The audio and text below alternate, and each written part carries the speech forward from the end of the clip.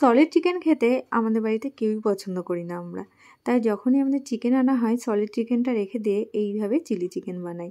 চিকেনগুলোকে আমি সরু সরু করে কেটে নিয়েছি। প্রথমে দিয়েছি একটু গরম মশলা গুঁড়ো, তারপরে দিয়েছি একটু মিট মশলা, লবণ, হলুদ, তারপরে দিয়েছি একটু কাশ্মীরি লঙ্কা কালারের জন্য একটু সর্ষের তেল আর একটু কর্নফ্লাওয়ার দিয়ে ভালো করে মাখিয়ে নিচ্ছি। এই যে যেমন মাখানো দেখছেন। তারপরে আমি একটা কাচের এয়ারটাইট কন্টেনারের মধ্যে এইভাবে সব চিকেনগুলো দিয়ে ফ্রিজে আধ ঘন্টা রেস্টে রেখে দিয়েছিলাম। তারপরে আমি কড়াইয়ে তেল দিয়ে তেলটা হিট করে আমি এইভাবে চিকেনগুলোকে ভেজে নিয়েছি। বাকি যে তেলটা ছিল তেলের ওপরে রসুন, কাঁচা লঙ্কা, একটা শুকনো লঙ্কা এভাবে দিয়ে দিলাম। একটু আদা বাটা, আদা কুড়িয়ে দিলেও হয়। তারপরে ক্যাপসিকামগুলো সব দিয়ে দিলাম আর একটু দিয়ে দিলাম পেঁয়াজটা একটু লাস্টে দিয়েছি।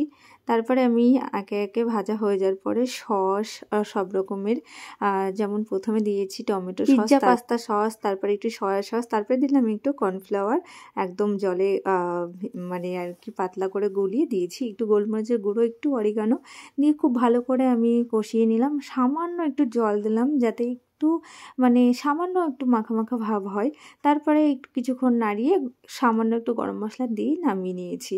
ব্যাস হয়ে গেছে আজকে আমার চিলি চিকেন। এটা বানাতেও অনেক তাড়াতাড়ি হয়, এইভাবে বানালেও সলিড চিকেনটা খাওয়াও হয়ে যায়।